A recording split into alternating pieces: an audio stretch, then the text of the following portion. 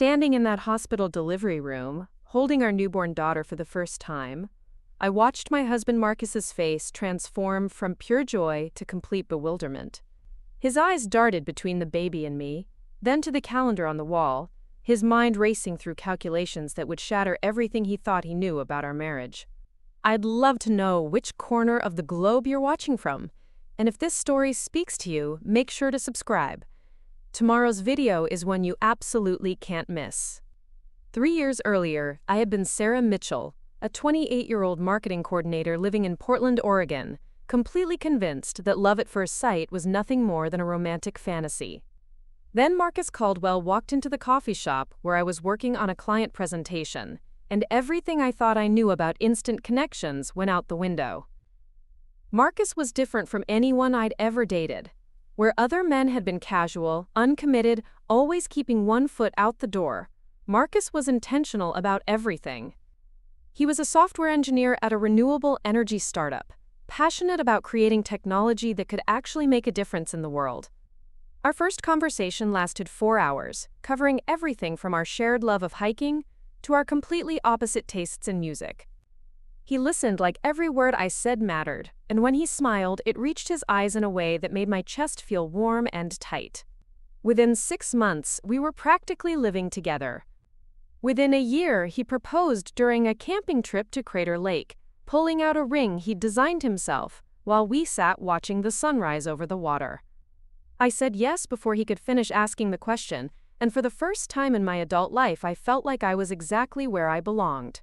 Our wedding was small and perfect, just our families and closest friends gathered in my parents' backyard in Sacramento.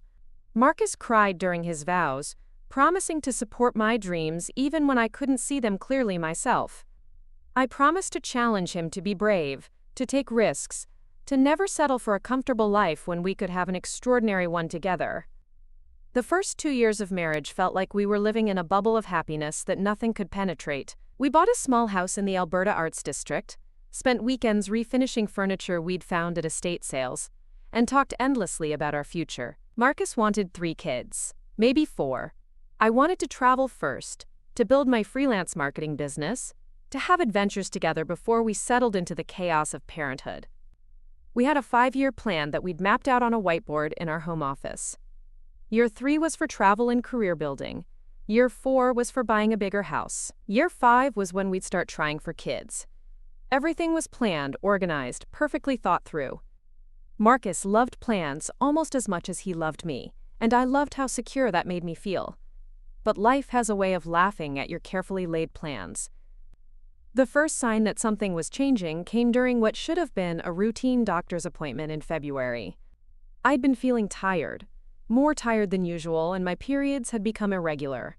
Dr. Peterson, my gynecologist since college, ran some standard tests and called me back 2 days later with results that made my hands shake as I gripped the phone.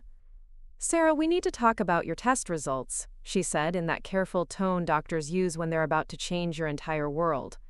"Your hormone levels are indicating some significant changes that we need to discuss in person." I scheduled the appointment for the following week, telling Marcus I needed to follow up on some routine blood work.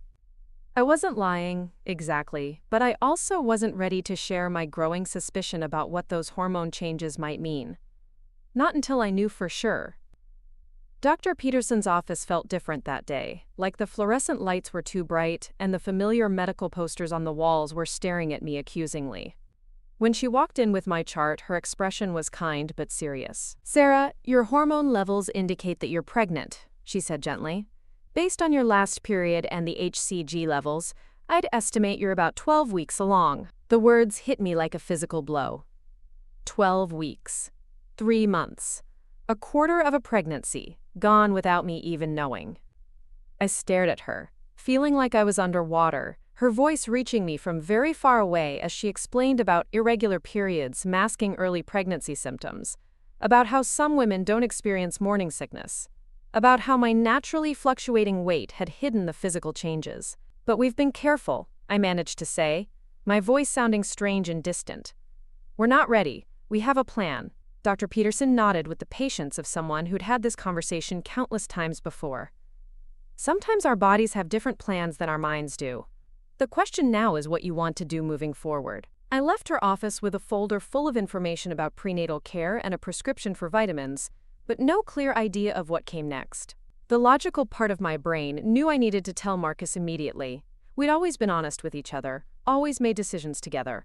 This was exactly the kind of life-changing news that couples should face as a team. But something held me back. Maybe it was the memory of Marcus's face when his sister announced her unplanned pregnancy the year before, the barely concealed panic, the way he'd gripped my hand and whispered, "Thank God we're being careful afterward."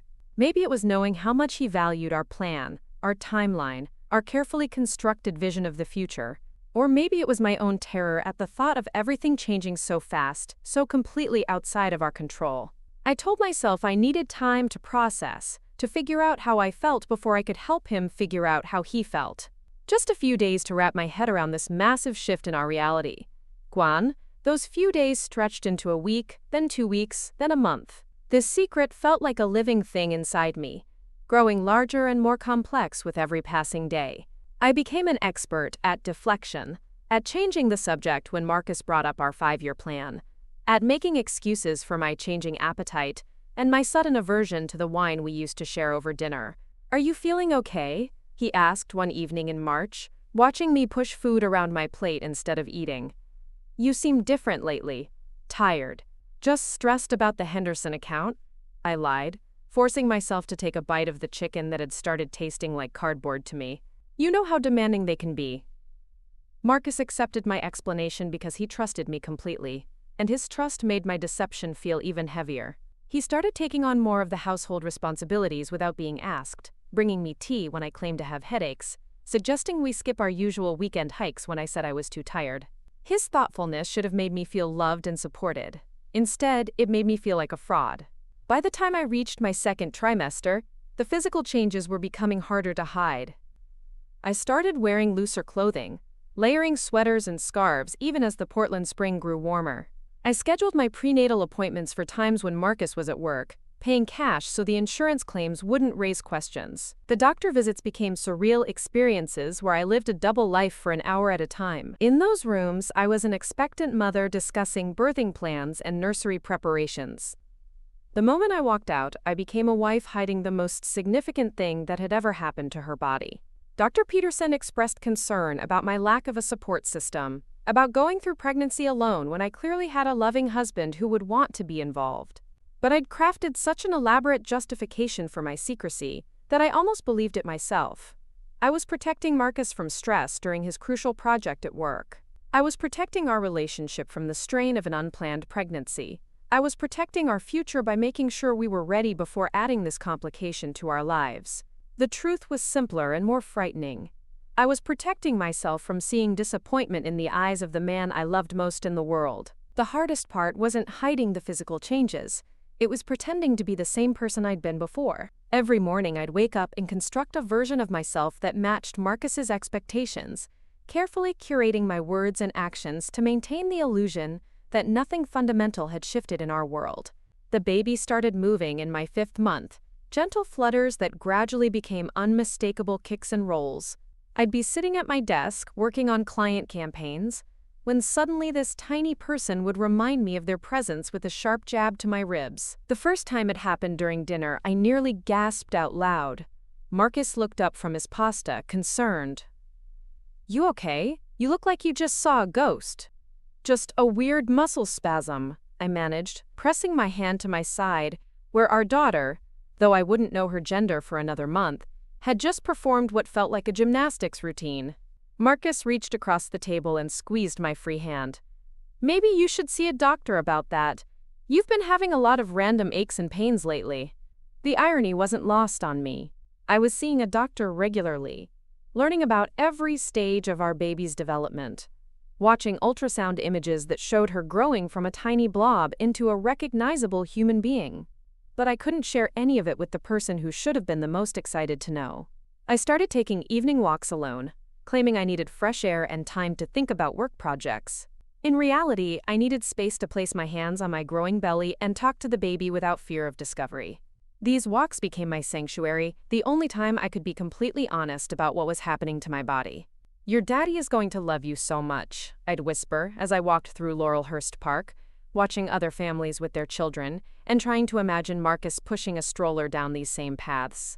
He's going to teach you about computers and take you camping and probably cry the first time you ride a bike without training wheels. But even in these private moments, doubt crept in. What if I was wrong about Marcus's reaction? What if the shock of an unplanned pregnancy, combined with the betrayal of my keeping it secret for so long, damaged our relationship beyond repair? What if he felt trapped, resentful, forced into a parenthood he wasn't ready for? The questions multiplied as my belly grew, creating a constant soundtrack of anxiety that followed me through every day. I became hypervigilant about my appearance, investing in shapewear that promised to smooth and conceal, learning to dress in layers that disguised my changing silhouette. I perfected the art of strategic positioning during hugs, of turning sideways in photos, of excusing myself from social situations before anyone could notice. My sister Rachel called in late May, bubbling with excitement about her own life updates. She'd gotten engaged to her longtime boyfriend and wanted to plan a celebration dinner for the following weekend.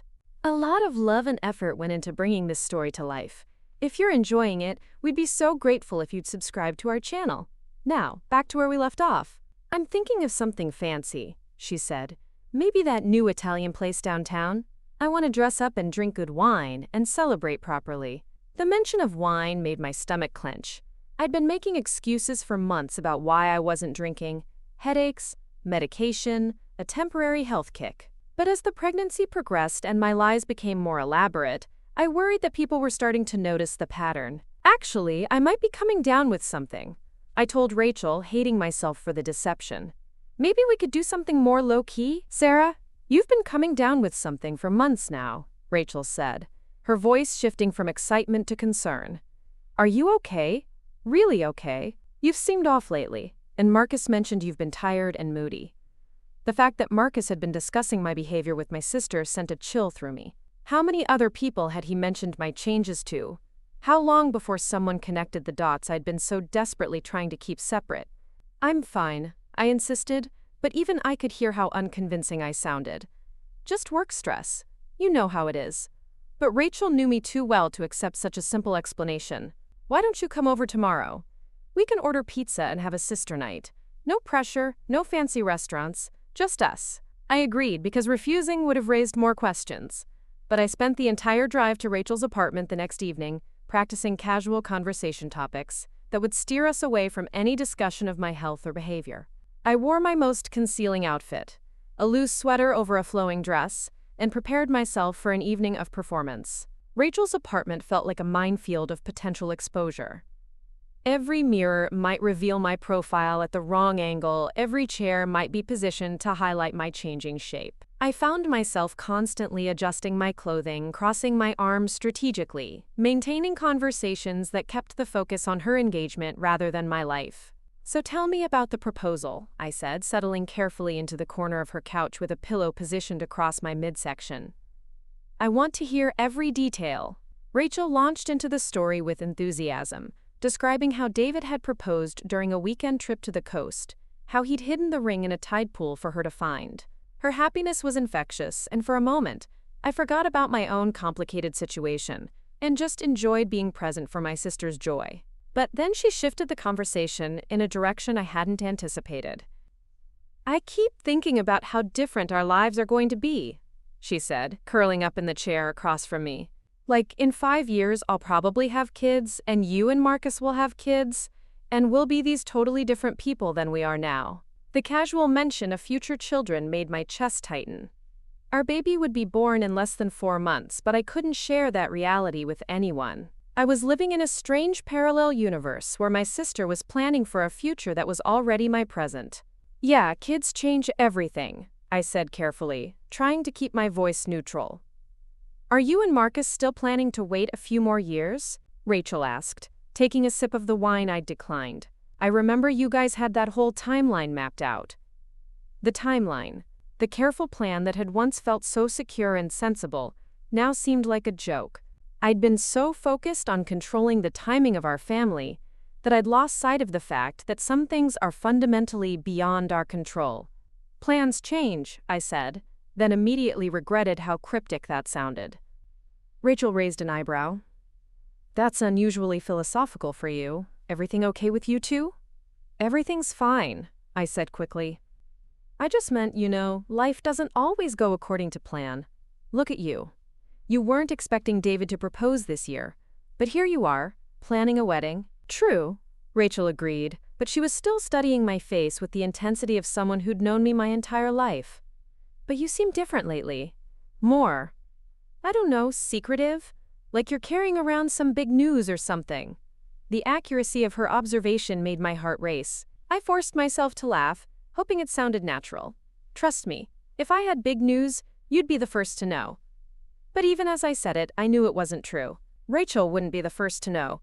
Marcus should have been the first to know, months ago. The weight of that realization sat heavy in my chest as we finished our pizza and I made excuses to leave early. Driving home, I caught sight of my reflection in the rearview mirror and barely recognized the person staring back at me. 6 months of deception had changed more than just my body. I'd become someone who lied effortlessly to the people who loved me most. Someone who could construct elaborate stories to explain away the most significant thing that had ever happened to me. When I got home, Marcus was in our office, working late on a project presentation. He looked up when I entered, his face lighting up with the same genuine smile that had made me fall in love with him 3 years earlier. "How was Sister Night?" he asked, saving his work and turning to give me his full attention. "Good," I said, settling into the chair across from his desk. "She's really happy about the engagement."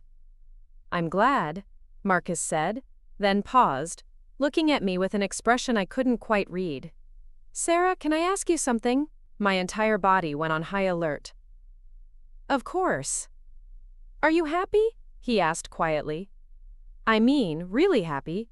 With us, with our life, with everything." The question caught me completely off guard. "Why would you ask that? You've just seemed distant lately. Preoccupied. Like your mind is always somewhere else." He leaned forward, his expression earnest and concerned. "If something's wrong, if you're not happy with something about our relationship or our plans, I want to know. I want to fix it." Looking at his face, seeing the genuine love and concern there, I felt the weight of my deception more acutely than ever before. This man who loved me unconditionally, who wanted nothing more than to make me happy, was sitting 3 feet away from me while I carried our child. A child he didn't even know existed. "I'm happy," I whispered, and it was both the truth and a lie. I was happy about the baby, terrified about the secret, and heartbroken about the wall I'd built between us. Marcus reached across the space between our chairs and took my hand.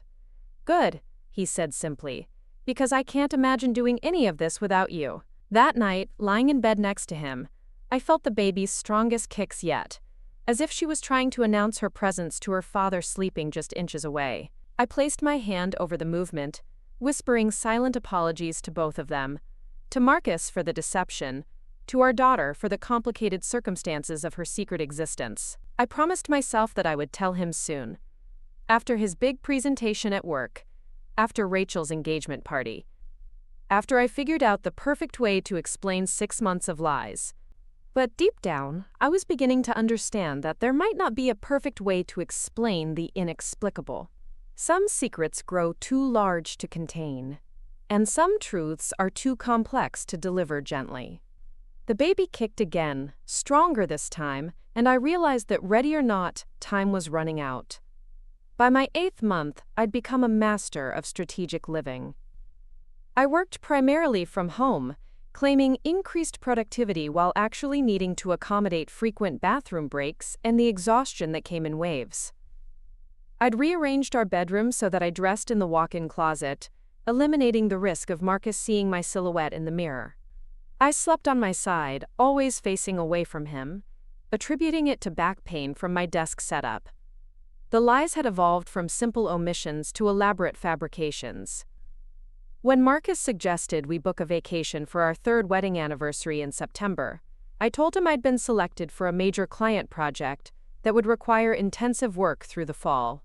When he wanted to plan a romantic dinner for my birthday in August, I claimed to be battling food poisoning and spent the evening locked in our bathroom, actually dealing with the reality of a baby who had decided my ribs were the perfect place to practice kickboxing. Dr. Peterson's warnings about stress and isolation became more frequent during my appointments. She'd begun each visit by asking about my support system, her concern evident when I continued to arrive alone. "Sarah, you're entering your final trimester," she said during my 32-week appointment. "Your blood pressure is elevated, and I'm worried about your emotional well-being. Pregnancy is challenging enough with full support. Doing this alone isn't healthy for you or the baby." I nodded and made appropriate responses about considering her advice, but the truth was that I'd gone too far down this path to turn back.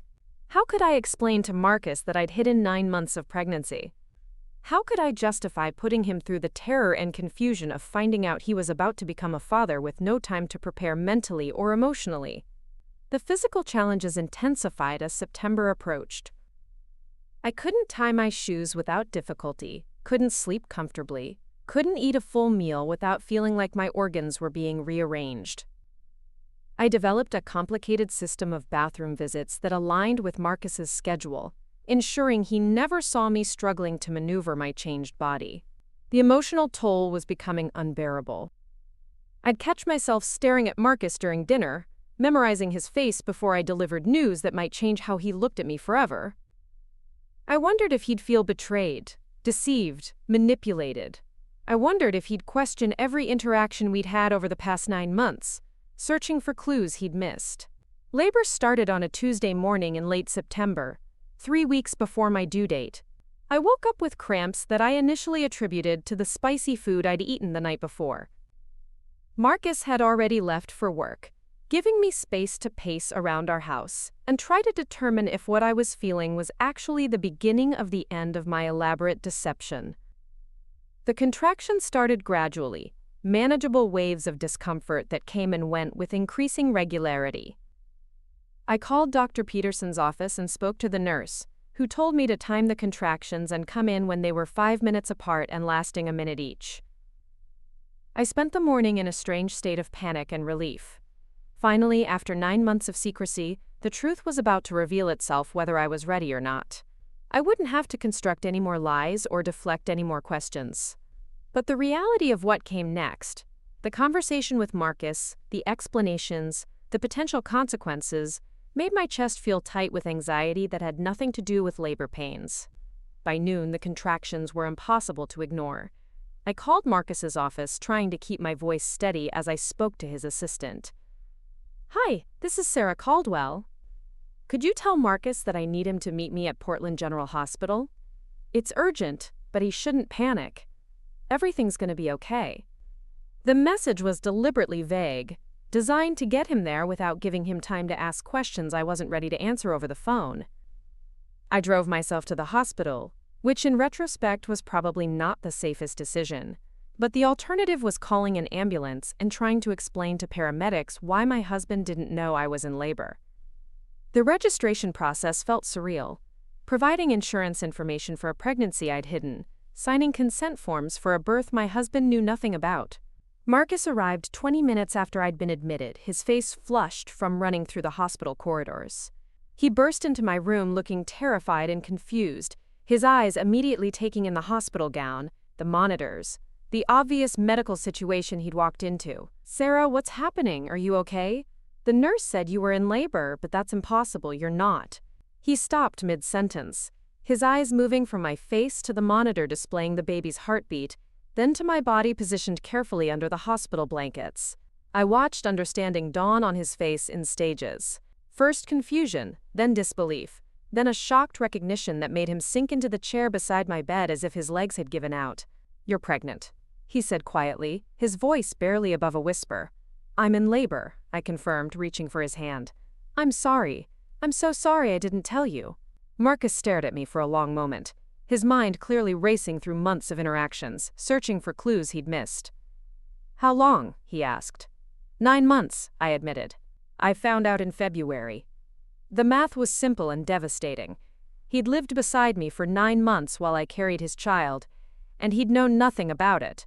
Every conversation about our future, every discussion of our plans, every intimate moment we'd shared, had been built on a foundation of deception. "February," he repeated, his voice hollow. "You've known since February that we were having a baby, and you never told me."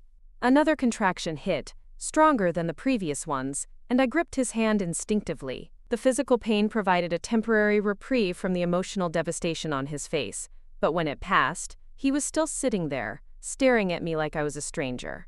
"Why?" he asked simply. Before I could answer, Dr. Peterson entered the room, her professional demeanor temporarily faltering when she saw Marcus. "You must be the father," she said warmly, extending her hand. "I'm Dr. Peterson. Sarah's told me so much about you." Marcus shook her hand automatically, but his eyes never left my face. "Actually, she hasn't told me anything about you. Or about this. Or about the fact that she's been pregnant for 9 months." Dr. Peterson's expression shifted as she realized the situation she'd walked into. "I see," she said carefully. "Well, regardless of the circumstances, we have a baby who's eager to meet both of you.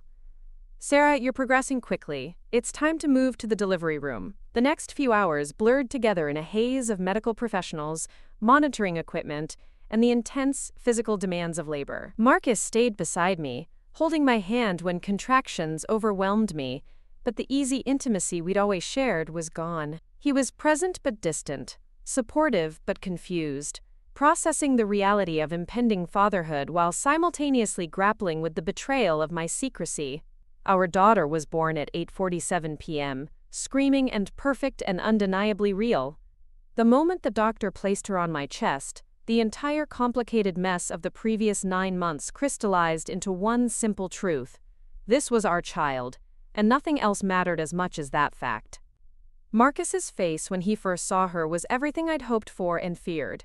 Wonder, love, and joy battled with hurt and confusion. He reached out tentatively to touch her tiny hand, and when she wrapped her fingers around his, he started crying. "She's beautiful," he whispered, his voice thick with emotion. "She's perfect." "Do you want to hold her?" I asked. Marcus nodded, accepting our daughter with the careful reverence of someone who'd never held a newborn before. She settled against his chest like she belonged there, and for a moment, the complications of how we'd arrived at this point seemed less important than the miracle of her existence. But reality reasserted itself as the medical team finished their procedures, and we were left alone as a family for the first time. Marcus sat in the chair beside my bed, cradling our daughter, his expression cycling through emotions I couldn't fully read. "I don't understand," he said finally. "Help me understand why you couldn't tell me. Why did you go through all of this alone?" I tried to explain about fear and timing and protecting our plans, but every reason sounded hollow when spoken aloud. How could I justify depriving him of 9 months of anticipation, preparation, and joy? How could I explain that my attempt to control the situation had actually made everything infinitely more complicated? I was scared, I admitted, scared that it would change everything between us before we were ready. Scared that you'd feel trapped or resentful. Scared that I was ruining our perfect plan. Marcus looked down at our daughter, then back at me. "Sarah, finding out I'm going to be a father by arriving at the hospital while you're in labor. That changed everything. Discovering that my wife has been living a completely separate reality for 9 months. That changed everything. Being excluded from the most important thing that's ever happened to us. That changed everything." The weight of what I'd done settled over me fully for the first time. In trying to protect our relationship, I'd damaged it in ways I was only beginning to understand.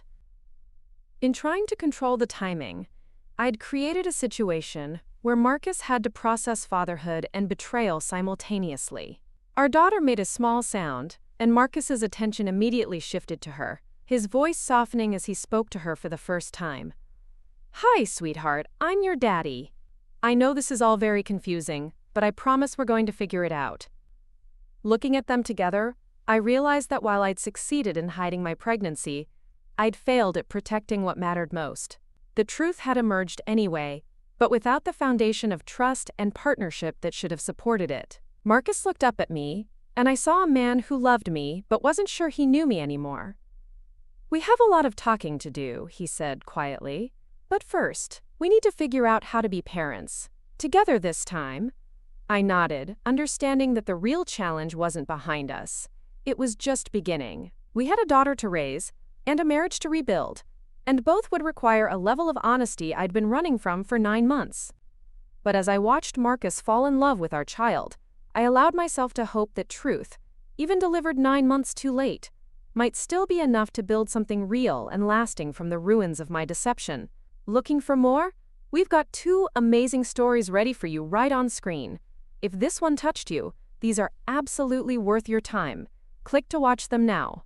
And hey, subscribe and hit that bell to never miss our latest uploads.